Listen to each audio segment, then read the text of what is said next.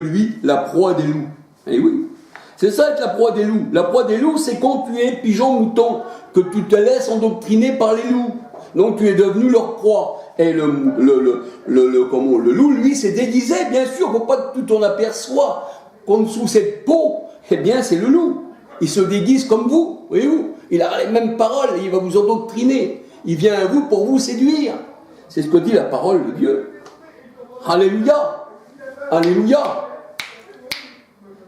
Excusez-moi 2 minutes, j'appelle quelqu'un. S'il vous plaît. S'il vous plaît. Je reviens. Je reviens parce que ça fait un peu de bruit. S'il vous plaît, je suis en train d'enregistrer. J'ai arrêté en pleine machin.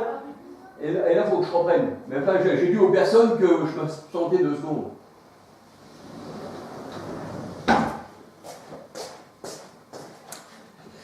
Excusez-moi, j'étais obligé de m'absenter parce qu'il y avait du bruit et je ne pouvais pas enregistrer mes vidéos bien, comme il le fallait. Excusez-moi pour ce contretemps, je m'excuse. Alléluia. Bon, maintenant le calme est revenu. Alléluia. Voilà. Alors c'est vrai que l'hybride, bien, de sa nature, il ne peut rien faire. Sa nature fait que les loups, prennent possession de sa conscience, prennent possession de tout ce qu'il est. Et c'est eux qui l'ont génétiquement transformé à leur manière.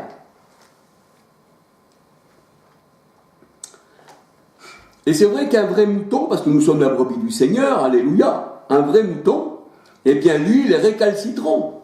Il est récalcitrant. Ça, c'est pas un mouton qui se laisse aller facilement à l'abattoir. Ah non. Un vrai mouton est récalcitrant, qui se laisse pas faire et qui ne va pas se laisser égorger par les gourous. Voyez-vous ? Alors, eux, ils disent que quand on n'est pas pareil qu'eux, on est des moutons galeux. On est des moutons galeux. Et le mouton galeux, bien sûr, il est critiqué. Et oui, même s'il n'a pas la gale, il est critiqué, on dit qu'il a la gale. Et qu'il ne doit pas s'approcher du troupeau. Voyez-vous ? On dit qu'il a la gale, ça veut dire par là, on dit qu'il ne rapporte pas la parole telle qu'elle doit être. Voyez-vous ? Il ne doit pas s'approcher du troupeau. Voyez-vous ? Ils ont peur d'être contaminés. C'est ce que leur dit les loups. Et les loups se chargent d'éloigner. Voyez-vous, ce mouton qui viendrait se rapprocher pour essayer de réveiller la conscience, voyez-vous, bien qu'il n'y arrivera jamais, parce que leur conscience est fermée, mais la conscience de ceux qui sont parmi leurs assemblées, voyez-vous, les loups s'en chargent. Voyez-vous, ils accourent. Ils ne veulent pas que vous réveilliez la conscience de quelques-uns qui prendraient conscience dans leur troupeau. Voyez-vous ? Et c'est vrai qu'on veut se débarrasser de son chien, on dit qu'il a la rage. Mais oui, quand on veut se débarrasser de son chien, on dit qu'il a la rage. Mais ils disent qu'il a la rage, même s'il n'a pas la rage. On se sert d'un mensonge pour se débarrasser du chien. On se sert d'un mensonge pour se débarrasser du chien.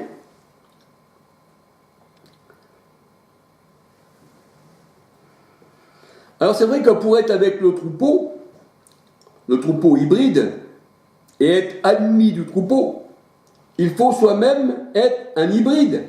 Il faut bêler avec eux, oui. Il faut bêler avec eux, il faut bêler. Mais aussi bêler, oui. Comme le mouton peut bêler. Mais le mouton pigeon aussi, il roucoule, il roucoule. Avec ceux qui roucoulent, voyez-vous. Le pigeon ne va pas roucouler avec quelqu'un qui n'est pas de sa nature. Il roucoule avec ceux qui roucoulent. Et il bêle, avec ceux qui leur ressemblent, voyez-vous. Et il saute dans le vide avec ceux qui sautent. Et le vide représente la mort. C'est le plongeon, voyez-vous. Chut, le plongeon.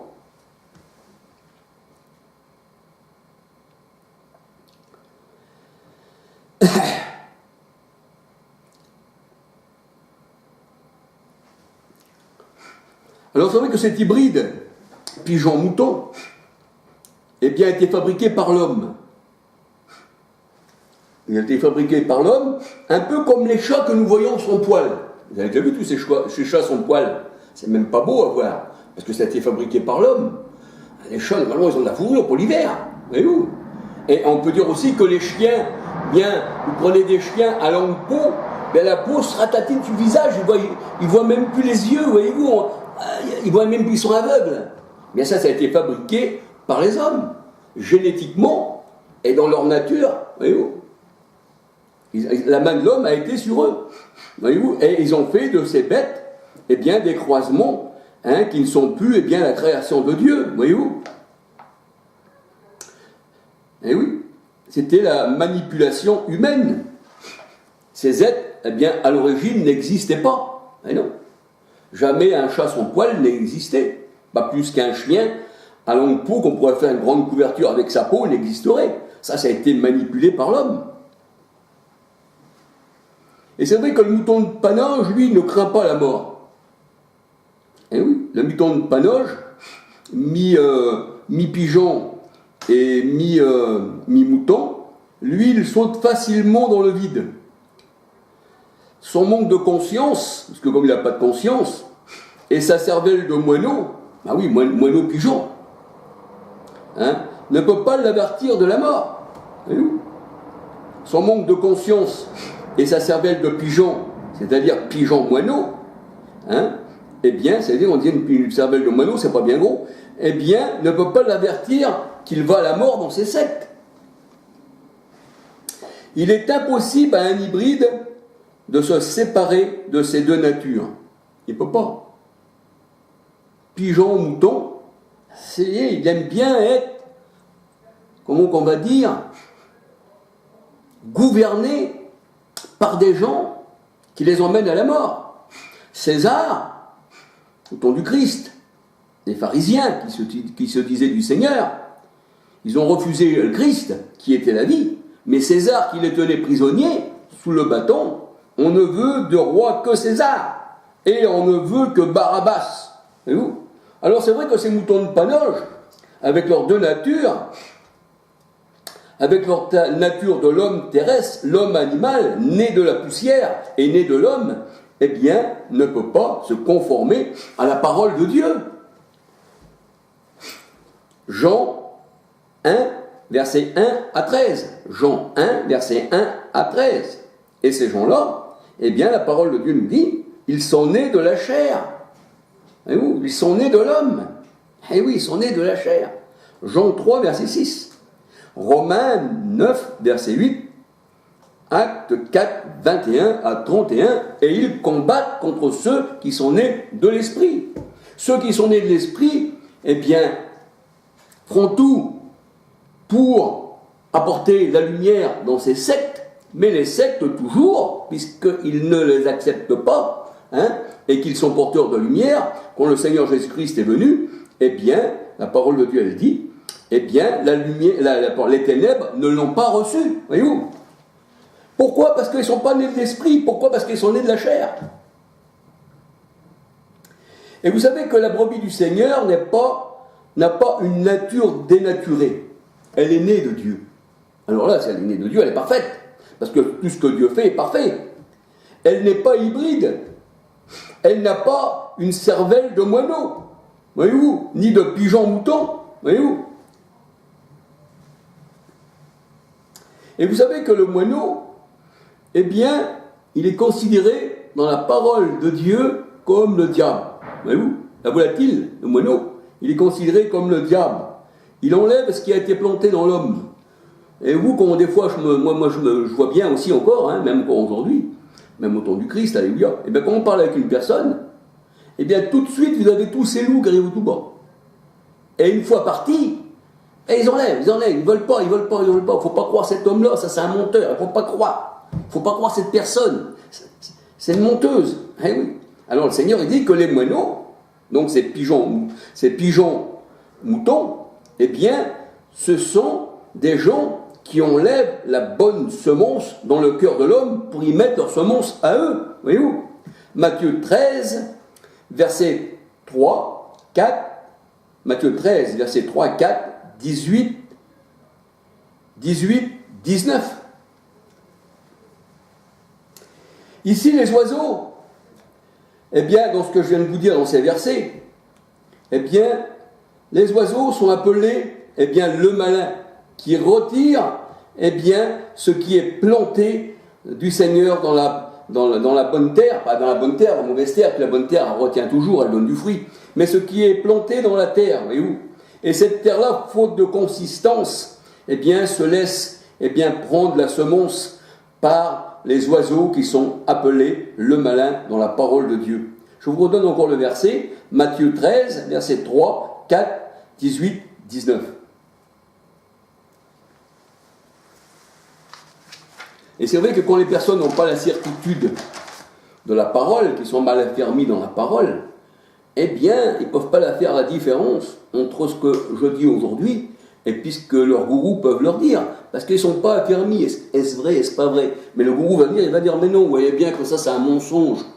Cet homme-là, qu'est-ce qu'il en sait? Et je ne parle pas de moi, hein. Si c'est une personne qui va parler aussi comme moi, quelqu'un d'autre, hein, à ces gens-là, mais il va dire pareil, vous savez, il n'y a pas qu'une seule personne qui parle. Il n'y a pas qu'une seule personne qui est éclairée du Seigneur. Je connais beaucoup de personnes qui sont comme moi, voyez-vous. Je ne connais pas des masses, je ne connais pas des tas, non, mais je connais, voyez-vous. Parce que le Seigneur les a aussi éclairés, alléluia. Alors la nature de l'hybride, le mouton pigeon, est de contester la vérité. Même s'il avertit, il contestera. Eh oui. Sa nature à lui, c'est d'accepter le mensonge. Eh oui. Et de faire confiance, eh bien, à ceux qui l'ont génétiquement modifié. Et oui. Il est devenu un robot.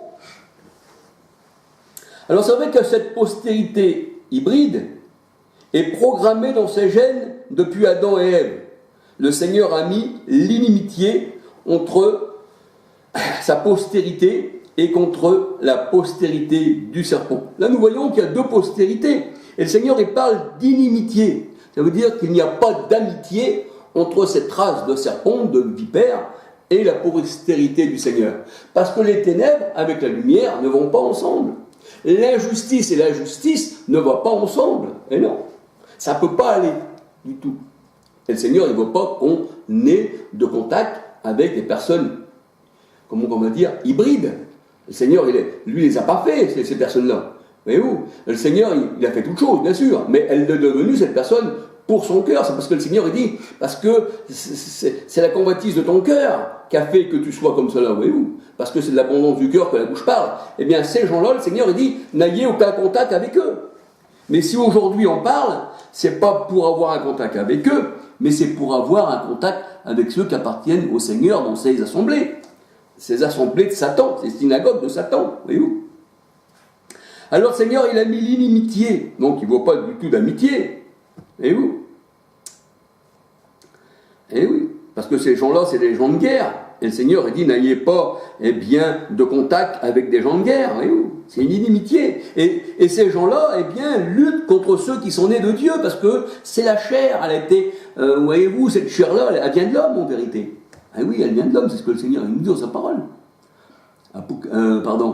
Jean 1, versets 1 à 13. Eh oui. Galates 4, 21 à 31. Genèse 3, 15. Je mettrai l'inimitié entre toi et ma postérité. Et le Seigneur, il dit, ils sont du diable. Et c'est pour ça qu'ils ne peuvent pas comprendre la parole de Dieu. Jean 43, 44. Ils sont du diable. Vous avez pour père le diable. Et le diable, il vous a modifié comme il a voulu. Et c'est la postérité des fils du serpent. Matthieu 3, verset 7. Le serpent, le diable, bien sûr. Et la postérité de Dieu, eh bien, c'est ceux qui sont nés de l'Esprit. Alléluia. Jean 3, verset 3 à 8. Jean 3, verset 3 à 8. La postérité de Dieu, c'est ceux qui sont enfants de Dieu, qui sont nés de lui, qui sont nés de l'Esprit, parce que Dieu est Esprit. Alléluia. Il est saint. On est nés de l'Esprit Saint. Voyez-vous. Mais eux, ils sont nés de la terre. Voyez-vous. Ils sont nés de la terre. Donc, ils retourneront à la terre. Et la parole de Dieu, elle dit, vous retournerez à Dieu. Alléluia. Alors, voyez-vous, il ne peut pas y avoir d'amitié avec cette race hybride. Parce que Dieu lui-même a mis l'inimitié. Genèse 3, 15. Jean 15, verset 18, Jean 15, verset 18, et Apocalypse 18, 4. C'est pour ça que le Seigneur dit, eh bien, puisque j'ai mis l'inimitié, sortez du milieu d'eux. Sortez du milieu d'eux, mon peuple. Alors le Seigneur dit, il n'y a rien de commun. Comme un. Vous savez, comme on dit commun, il faut s'arrêter sur le mot. Comme un. Il n'y a rien de commun, c'est-à-dire, on ne peut pas être commun, hein, il n'y a rien de commun. Eh bien, c'est-à-dire, avec les infidèles et le fidèle, le Seigneur, il dit, ne vous mettez pas sous un joug étranger. Et un joug, eh bien, c'est l'esclavage. Vous savez que le joug, il est donné pour les bêtes. On mettait un joug sur le dos des bœufs, des chevaux, et ils tiraient les charrues. Mais ils ne tiraient pas la charrue pour eux, les chevaux, ni les bœufs, mais ils le tiraient, ils travaillaient, non pour leur propre gloire, mais pour la gloire de leur propriétaire, voyez-vous. Alors c'est vrai que le Seigneur a dit qu'il y a-t-il de rapport, hein, entre la justice, qui est le Seigneur, et l'injustice et l'iniquité. Ou qu'il y a-t-il de commun, comme un, entre la lumière et les ténèbres? Quel rapport, ou accord, je dirais, y a-t-il entre Christ et Bélial? Ou quelle part a le fidèle avec l'infidèle? Quel rapport avec le temple de Dieu? Et nous sommes le temple de Dieu. 1 Corinthiens 6, 13 à 19, c'est-à-dire notre corps, et les idoles. Et je dirais même plus, quel rapport y a-t-il entre un enfant de Dieu et un hybride, un mouton de Panoge, mi-pigeon, mi-mouton, fabriqué par l'homme? Alors c'est pour ça que le Seigneur a dit, sortez du milieu d'eux, mon peuple. 2 Corinthiens 6, 14 à 18. 2 Corinthiens 6, 14 à 18. Les brebis du Seigneur doivent sortir, eh bien, de ces troupeaux hybrides qui n'ont pas été créés par le Seigneur. Alors non seulement ils sont hybrides aussi dans leur gène, mais aussi dans leur parole. Leur parole est mélangée, fusionne avec le mensonge. Voyez-vous ? Ils sont encore hybrides. Et ça, eh bien, le Seigneur, ils y ont tordu le sens des Écritures pour leur propre ruine. Eh oui. Eh oui, c'est vrai que chez eux, dans ces assemblées, eh bien, tout n'est que tradition humaine. C'est ce que le Seigneur nous dit. Eh oui, tout n'est que tradition humaine. C'est les paroles d'hommes. Marc 7, versets 6, 7, 8, 9, 12, 13. Marc 7, versets 6, 7, 8, 9, 12, 13. Tite 1, 14. Et Ésaïe 29, versets 13, 14. Et c'est vrai que pour eux, toute chose, eh bien, est cachée. Le Seigneur, il se révèle à ses enfants. Il ne se révèle pas des moutons de Panoge, mi-mouton, mi-pigeon, non. Il se révèle à ses enfants. C'est ce qu'il nous dit le Seigneur. Alléluia. Et pour eux, tout ceci est caché. La parole de Dieu est cachée pour eux. Ésaïe 29, verset 9, 10, 11, 12. Ésaïe 29, verset 9, 10, 11, 12. Pourquoi? Parce qu'ils ne sont pas les brebis du Seigneur. C'est ce que le Seigneur il dit. Vous ne faites pas partie de mes brebis. Jean 10, 26, 27. Jean 8, 43, 44. Ils sont du diable. Et ils ne peuvent comprendre ce qui est spirituel. Parce qu'ils sont charnels, nés de la chair, nés de l'homme. Génétiquement, mentalement, et on va dire spirituellement. Parce que leur spiritualité, bien, s'arrête sur, eh bien, la terre, voyez-vous. 2 Corinthiens 2, versets 12, 14, 15, 16.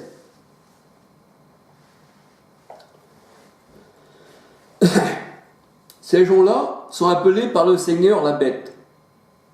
Ah oui. Et c'est vrai, on peut dire aussi qu'ils sont un peu bébêtes. C'est vrai, la bête. Leur chef, c'est le chef des nations, les rois de ce monde, qu'on appelle la bête, et qui ont lutté contre Christ et son Église. Apocalypse 13, verset 1. Apocalypse 17, verset 7 à 18. Acte 4, 25, 26, 27. La bête et ses anges, parce que la bête, elle a aussi ses anges, Ange ne veut pas dire simplement enfant de Dieu, avec des ailes. Non, non, ange ne veut pas dire ça. Le mot ange veut dire envoyé. Eh oui, simplement. Alors la bête avec ses anges, c'est-à-dire ses envoyés, ses messagers, ne font qu'un avec la bête. Tout comme le Seigneur, il fait qu'un avec son peuple. Eh oui. Tous un pour lutter contre le Seigneur. Eh oui, ça, il n'y a pas de problème. Tous un. Il n'y en a aucun qui fait défaut. Et pourtant, ils font tous un avec la bête, sans que pour autant, ils soient au niveau de la bête. Parce que la bête, c'est leur roi. Et leur roi, c'est elle qui les tient en esclavage. Donc, il n'y a pas de niveau. Ils font un avec, dans ses commandements, dans ses falsifications. Ils ne font plus qu'un. Mais question de monter au-dessus avec la bête pour avoir la royauté, ça jamais. Ah non, eux, ils sont esclaves. Et même la bête aussi est esclave d'elle-même. Parce que celui qui ne vient pas au Seigneur, mais le Seigneur, il dit, il est esclave. Vous ne voulez pas venir à moi pour que je vous affranchisse, dit le Seigneur. Donc vous mourrez dans vos péchés et vous serez esclaves des hommes et de leur tradition humaine. Et c'est vrai que tous ces moutons de Panoge, on peut leur faire n'importe quoi. Même dans ce monde, quand je regarde, de toute façon c'est ce monde, le monde entier sous la puissance humaine, eh bien on peut leur faire n'importe quoi, on peut leur faire croire n'importe quoi. Excusez-moi. On peut leur faire croire n'importe quoi, eh bien ils croiront à chaque fois les choses, ils croiront les grands hommes. Il suffit de se présenter avec une bouche blanche, ça y est, on fait confiance. L'homme en noir vient, un curé, il a l'habit spécialement à m'annoncer ça. Je crois en lui. Voyez-vous ? Il va regarder des fois cet homme-là, ou cette personne, ou cette femme, elle va regarder les aliments qu'elle mange, et ça, pour son propre corps. Elle ne veut pas se polluer, mais elle est totalement polluée par tous ceux qui les